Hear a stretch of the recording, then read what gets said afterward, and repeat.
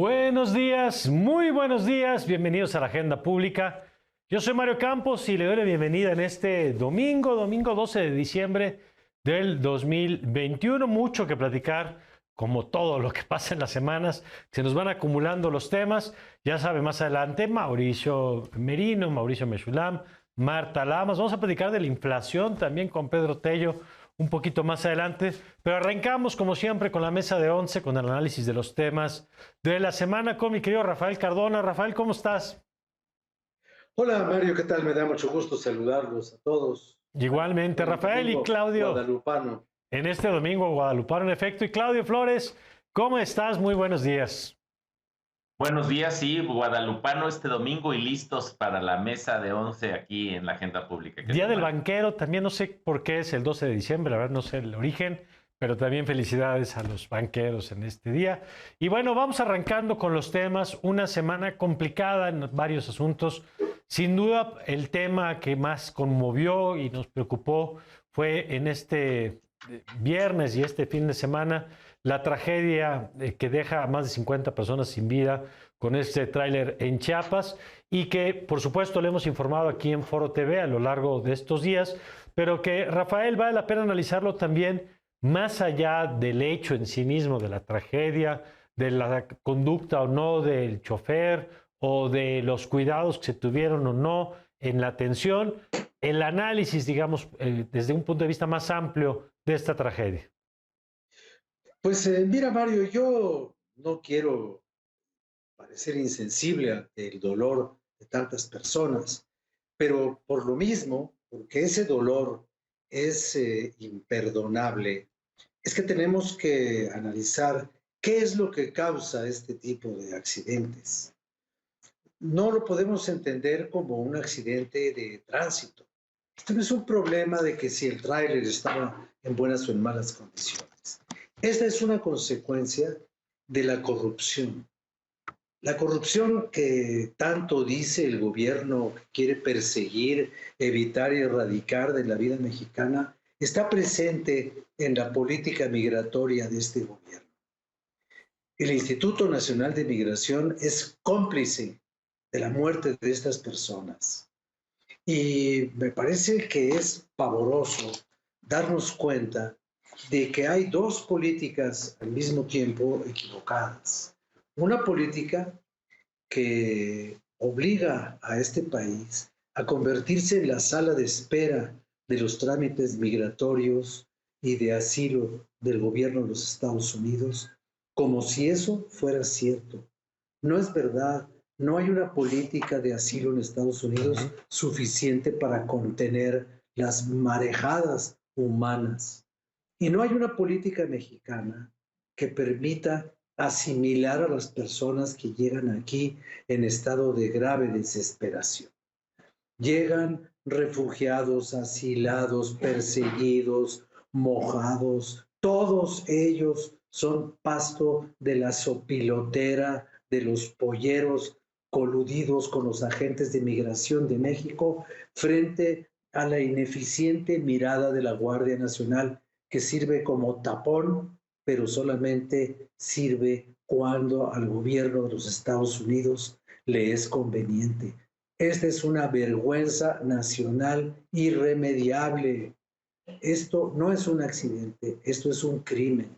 Y yo agrego a esto que apuntas, Rafael, por supuesto, al hecho en sí, pues lo que nos obliga en términos de revisión de cuál ha sido la política que lleva a la gente a viajar en esas condiciones. Por supuesto, no es un fenómeno nuevo, pero sí es cierto que es un fenómeno donde al aplicar este endurecimiento de la política migratoria, donde la gente sabe que si va por la ruta formal de solicitar asilo, van a tardar meses en canalizar su atención, en canalizar, perdón, la respuesta a atender su caso, y eso está provocando, lo han dicho las y los especialistas a lo largo del tiempo, a que buscan cada vez rutas más peligrosas, a que cada vez se exponen más a esta extorsión, a ser más vulnerables a los acosos de cualquier lado. Y eso quizá, Claudio, también tendríamos que mirar más allá, insisto, de la tragedia en sí misma, de las políticas que están detrás, como las que apuntaba ahora Rafael, y que pueden llevar a que esto, lamentablemente, lo digo y ojalá, por supuesto, no suceda, pero esto podría volver a ocurrir porque hay miles de personas viajando en estas condiciones en México. Exactamente, Mario. Yo creo que planteas algo que es clarísimo e innegable en el mundo y en México. El endurecimiento migratorio siempre genera muertes humanas. Así como sucede en las pateras que llegan al sur de España, así pasa igual cuando se eligen estas rutas más complicadas. A mí me gustaría simplemente sobre este asunto, sobre esta brutal tragedia, cinco elementos que son importantes para considerar. Primero, cómo una tragedia específica, este accidente brutal, capta la atención de la opinión pública. Primer elemento. Segundo, el papel que tienen en las historias, en el mundo contemporáneo, en el mundo de las narrativas, la potencia de las imágenes y de los sonidos que nos conmueven, Mario, Rafael, nos volvemos a ver, y ese es el tercer elemento, algo que no vemos usualmente, algo que pasa todos los días, pero a lo cual no le prestamos atención. Y los últimos dos puntos, me parece, Mario, Rafael, esto reencuadra el papel del Instituto Nacional de Migración y de la Guardia Nacional. Como ya decía Rafael, policías migratorios del gobierno norteamericano en territorio mexicano, ¿no? Es decir, están haciendo un papel de detener estos flujos migratorios y no hace mucho vimos imágenes de personal del Instituto Nacional de Migración, pues literalmente persiguiendo migrantes de manera muy violenta, de manera poco, digamos, de acuerdo, digamos, no respetando, ¿no? Como ciertos criterios y ciertos métodos para lidiar con este problema. Pero el último tema que les pongo en la mesa es este choque con otras historias, con otras narrativas.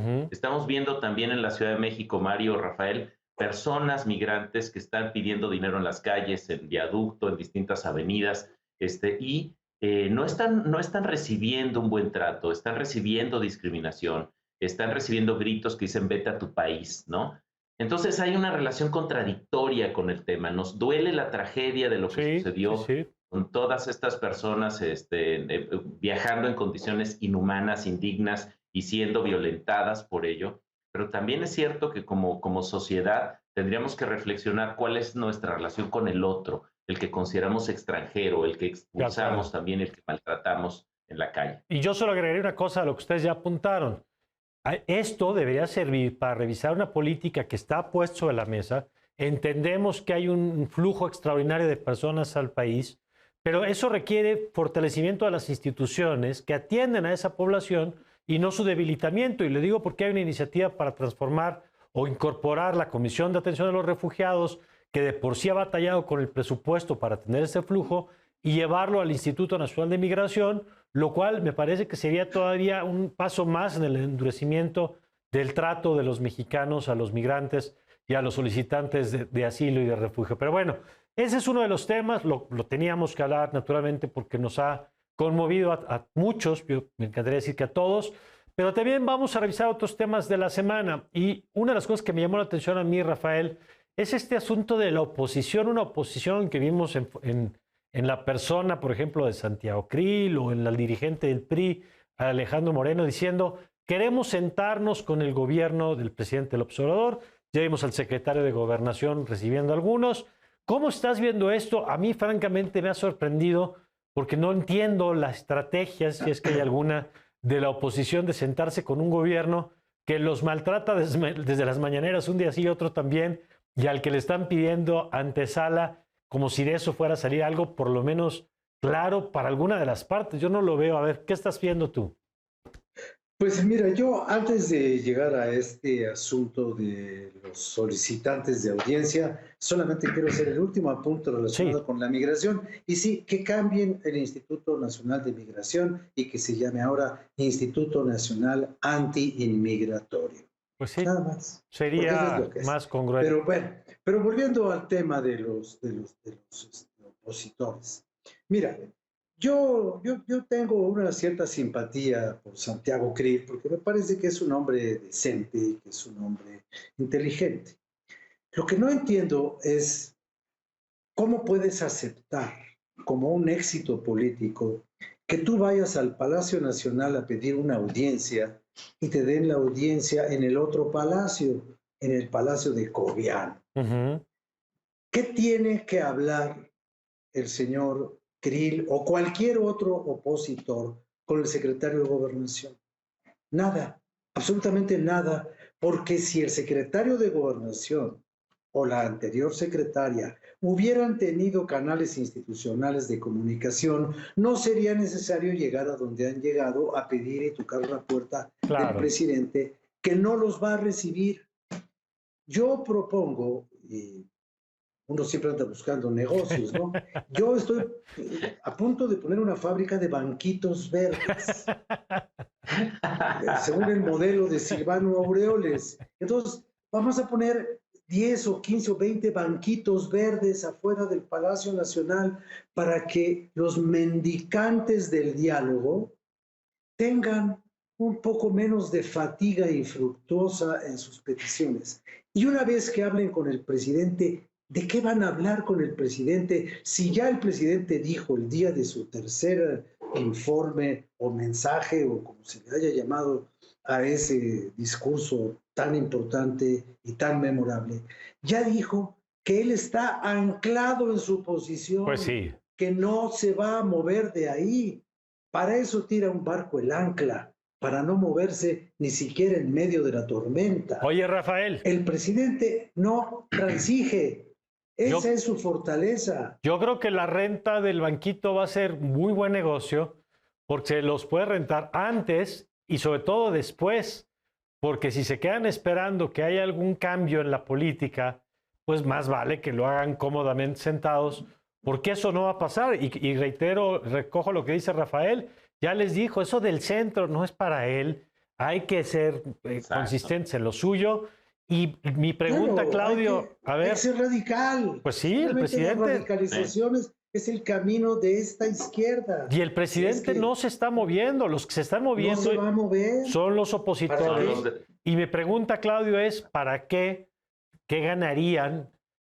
Porque este asunto de que el país gana cuando hay diálogo, pues sí puede ser, depende de los acuerdos de ese diálogo. Pero no hay diálogo si no hay dos partes que quieran hablar. Y aquí por lo pronto nada más hemos visto una, ¿no? Así es, son las narrativas de una relación contradictoria. Y creo que lo que ilustra muy bien si uno desglosa el comunicado número 120/2021 del gobierno federal, que se llama Gobierno Federal promueve diálogo con partidos de oposición, nos revela varias cosas, elementos de esta historia que se desenvuelve enfrente de nosotros. Primer asunto, por instrucciones del presidente López Obrador, ¿no? El secretario de Gobernación, Adán Augusto, se reúne con el diputado Santiago Krill y acuerda, digamos, una reunión futura con panistas y gobernadores panistas. ¿Cuáles son los temas de agenda que coloca este comunicado? 1, reforma eléctrica. 2, lucha contra la corrupción. 3, inseguridad. 4, papel de las Fuerzas Armadas. Dice así, no dice militarización, Mario. 5, crisis económica, entre otros temas. Además, cierra este comunicado diciendo se anuncia lo mismo, digamos, con el PRI y con el resto de las fuerzas políticas. Entonces, esa es la contradicción. Un presidente que, como bien indicas, Mario, se ha dedicado a atacar, a denostar, a erosionar la imagen y el posicionamiento de los partidos políticos de oposición y partidos políticos que están acercándose a esa señal, digamos, para negociar desde el desempoderamiento. Y en eso coincido contigo, Mario. Es muy bueno que haya diálogo entre las fuerzas políticas y el gobierno, por supuesto, en abstracto y como en cualquier democracia. El problema es que en el contexto en el que estamos tenemos un presidente que pareciera más bien estar viendo aquí una nueva oportunidad de hegemonía comunicacional, más que vaya a ajustar o cambiar, digamos, su estrategia de relación con los partidos de oposición. Por lo menos así está hoy. Vamos a ver cómo se mueve, si algo cambia, si se encuadra el diálogo de manera diferente y parece ya más un diálogo entre iguales. Hoy evidentemente no se entiende así el asunto. Y bueno, ya lo estaremos analizando más adelante. Gracias, Claudio. Muchas gracias. Un placer estar aquí en la mesa de 11 contigo y con Rafael. Querido Rafael, gracias como siempre. Muchas gracias. Y si me sobra algún banquito, ya saben, ¿eh? Ya saben. Ya saben dónde. Gracias a los dos. Nosotros vamos a una pausa y vamos a regresar con el tema de la inflación. ¿Ya vio cómo están los precios? ¿Y por qué también en el mundo? En Estados Unidos, récord en 40 años. Ya vamos a contar por qué, regresando de la pausa.